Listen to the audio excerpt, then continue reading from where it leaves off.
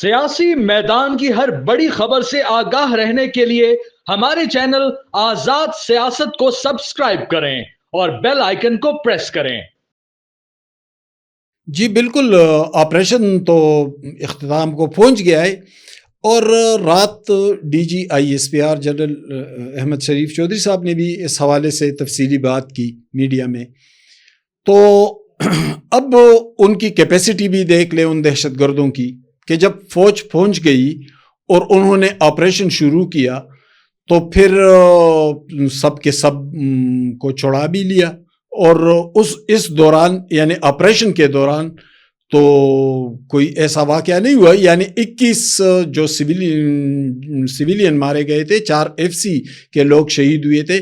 یقیناً یہ شہادتیں ہوئی آپریشن سے پہلے ہوئی تھی، لیکن جب آپریشن شروع کیا تو آپریشن اتنا کمپوزڈ تھا کہ ان لوگوں کو ہلنے کا موقع بھی نہیں مل رہا تھا۔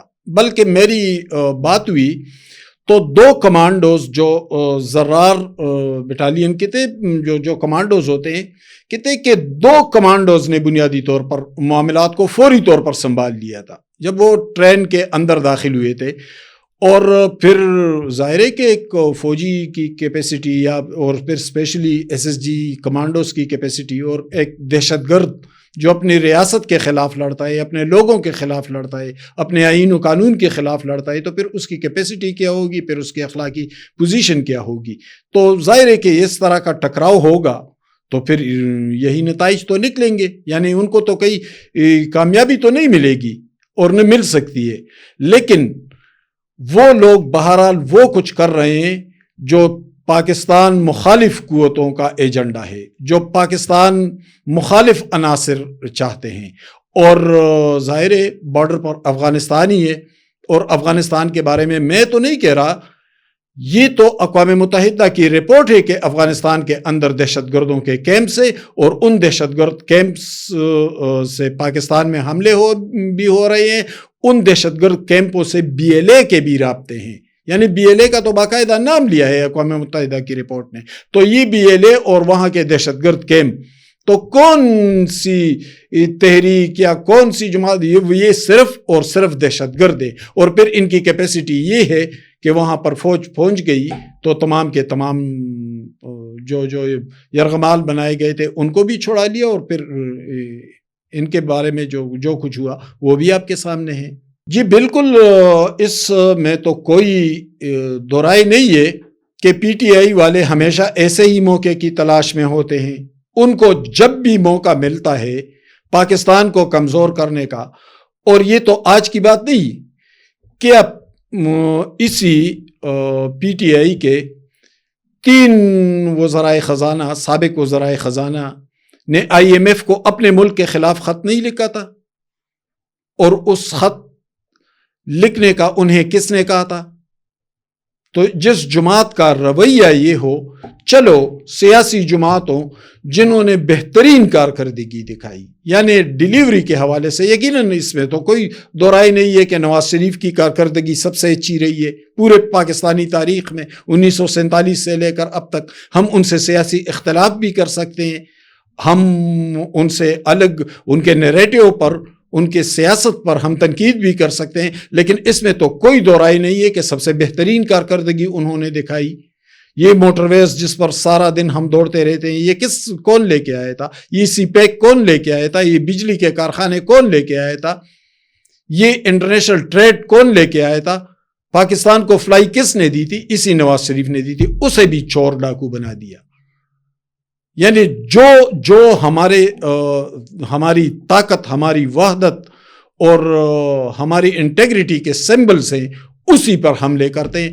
ادارے کے خلاف لگے ہوئے ہیں یا ریاست کے خلاف لگے ہوئے یا آرمی چیف کے خلاف بات کر رہے ہیں، تو بھئی آرمی چیف کا کون سا قصور ہوا؟ کس بات پر آپ ان کے خلاف بات کر رہے ہیں؟ پہلے تو آپ اپنا دلیل تو واضح کریں۔ یہ ایک تماشا بنائے ہوا ہے کہ جو بھی پاکستان کے ساتھ کھڑا ہو، فائز عیسیٰ آئین و قانون کی بات کرے، وہ اس کے پیچھے پڑ جاتے ہیں۔ ان کے لیے مظاہر نقوی جیسا جج ان کے لیے مسئلہ نہیں ہے، ان کے لیے ثاقب نثار مسئلہ نہیں ہے، ان کے لیے گڈ ٹو سی یو عطا بندیال مسئلہ نہیں ہے، لیکن ان کے لیے جسٹس فائز عیسیٰ مسئلہ تھا، ان کے لیے جسٹس سہیا افریدی مسئلہ ہے، ان کے لیے آرمی چیف مسئلہ ہے۔ ان کے لیے موجودہ حکومت مسئلہ ہے، جنہوں نے کم از کم معاشی حوالے سے بہترین کارکردگی دکھائی، اور وہ کارکردگی وہ تو عالمی ادارے اور دوسرے ممالک کہہ رہے ہیں، ہم تو نہیں کہہ رہے کہ ان کی کارکردگی انتہائی اچھی ہے۔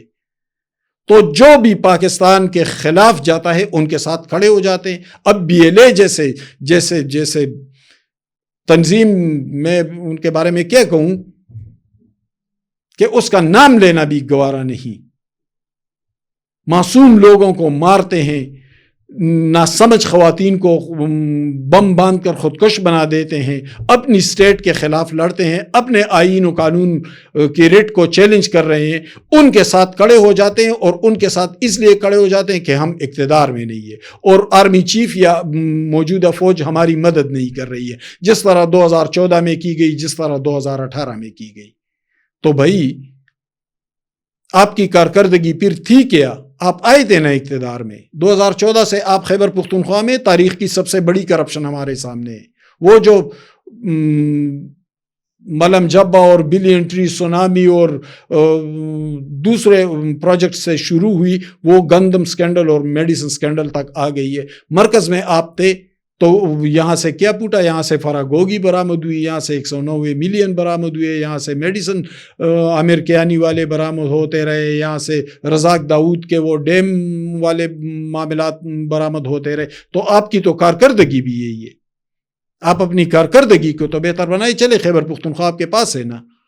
تو کہنے کا مطلب یہ ہے کہ ایک وتیرہ بنا لیا ہے کہ جو ہمارے ساتھ ہوگا وہ انتہائی گھناؤنا کردار کیوں نہ ہو، وہ مہا کرپٹی کیوں نہ ہو، وہ تیسرے درجے کا یوٹیوبر کیوں نہ ہو، وہ تو ٹھیک ہے، لیکن جو ہمارے خلاف ہو تو وہ نواز شریف ہی کیوں نہ ہو جس کی کارکردگی سب سے اچھی رہی، وہ آرمی چیف عاصم منیر ہی کیوں نہ ہو، جن کے دشمن بھی کہتے ہیں کہ وہ انتہائی ایماندار ہے اپنے پیشہ ورانہ معاملے میں اور مالی معاملے میں بھی، وہ فائزیسا ہی کیوں نہ ہو، وہ کسی کو نہیں بخشتے، لیکن ان کے ساتھ ہو تو پھر ان کے لیے ثاقب نثار بھی قابل قبول ہے، پھر ان کے لیے ہر کوئی قابل قبول ہے۔ یہ ہے اس جماعت کا رویہ۔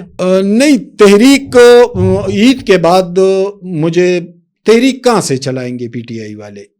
وہ تو پہلے تو یہ طے کر لے کہ کیا ان کی جماعت یکسو ہے۔ جب عمران خان نے اپنی جماعت سے کہا کہ اڈیالہ کے باہر دھرنا دے دیں، تو اس پر تو جماعت کے اندر اختلافات ہیں، لیڈرشپ کی سطح پر، کارکن تو چھوڑیں، ایک گروپ کہتا ہے کہ ہم دھرنا دیں گے اور دوسرا گروپ کہتا ہے کہ اس نے ہمارے گلے میں پہلے 9 مئی ڈالا، پھر 26 نومبر ڈالا، ہمارے کارکنان جیلوں میں جاتے ہیں، اور ہم اگر ادھر جائیں اور یہ کارکنان جو انتہائی میچور ہیں، جن کے اندر کوئی پختگی نہیں ہے، کوئی سیاسی شعور نہیں ہے، یہ کل جیل پر حملہ کرے تو پھر ہم کیا کریں گے؟ تو دیکھیں، وہ تو جماعت کے اندر یکسوئی نہیں ہے۔ مولانا فضل الرحمان ان کے ساتھ نہیں جا رہے ہیں، میں بار بار کہہ رہا ہوں، بار دیگر کہہ رہا ہوں، مولانا ان کے ساتھ نہیں جائیں گے۔ اور ان کے ساتھ کیوں جائے؟ وہ گالم گلوچ کے لیے اپنی 100 سالہ سیاست کو داؤ پر لگا لیں، ٹھیک ہے، ان کی ناراضگی ہے، حکومت سے ان کی ناراضگی ہے، اسٹیبلشمنٹ سے ان کی ناراضگی ہے، ان کو شکست بھی ہوئی ہے، لیکن وہ اس عارضی شکست کو یا عارضی پسپائی کو، اس کو لے کر وہ اپنی 100 سالہ سیاست کو داؤ پر لگا لیں گے PTI کے پیچھے چل کر۔ سوال ہی پیدا نہیں ہوتا کہ مولانا ان کے پاس جائیں گے۔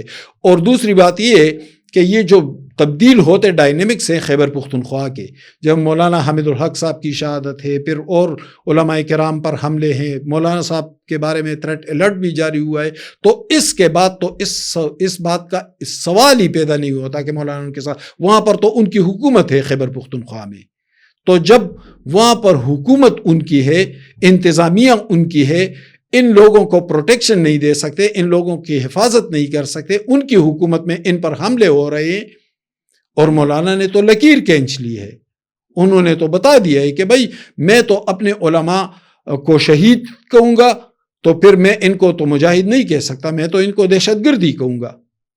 اب دینی، یہ صرف مولانا فضل الرحمان نہیں بلکہ تمام دینی قوتیں جو ہیں وہ لائن کے اس پار جا رہی ہے۔ وہ جو ریاستی بیانیہ بنتا جا رہا ہے، وہ اس ریاستی بیانیے کے ساتھ کھڑے ہوں گے. ان کے پاس دوسرا راستہ ہے بھی نہیں. انہوں نے وہی راستہ لینا ہے جو ریاست کا راستہ ہے, دہشت گردی کے خلاف, جبر کے خلاف. یہ جو کچھ ہو رہا ہے پختونخوا میں, اور یہ جو ابھی جعفر ایکسپریس کے حوالے سے جو کچھ ہوا, تو وہ اس پی ٹی آئی کا آپ دیکھ لیں, پی ٹی آئی تو ان کے ساتھ کھڑی نظر آ رہی ہے. وہ تو جعفر ایکسپریس پہ وہ جس طرح ٹرول کر رہے ہیں, جس طرح وہ اداروں کے خلاف بول رہے ہیں, جس طرح وہ حکومت کے خلاف بول رہے ہیں, جس طرح وہ سیکورٹی فورسز کے خلاف بول رہے ہیں, تو اس کا مطلب تو یہ ہوا کہ وہ ان کے ساتھ کھڑے ہیں, بی ایل اے کے ساتھ. تو کیا مولانا اتنے نہ سمجھے کہ وہ جا کر اس پی ٹی آئی کے ساتھ تحریک چلائیں گے؟ کوئی تحریک نہیں چل رہی ہے. عید کے بعد آپ دیکھ لیں گے پارٹی بھی کئی حصوں میں منقسم ہے, کوئی تحریک سامنے نہیں آ رہی ہے. اور اگر اس طرح کی کوئی کوشش کی تو انہوں نے 9 مئی بھی کیا, تو انہوں نے 26 نومبر بھی کیا تھا. پھر اس کے نتائج کیا نکلے؟ وہی نتائج پھر نکلیں گے.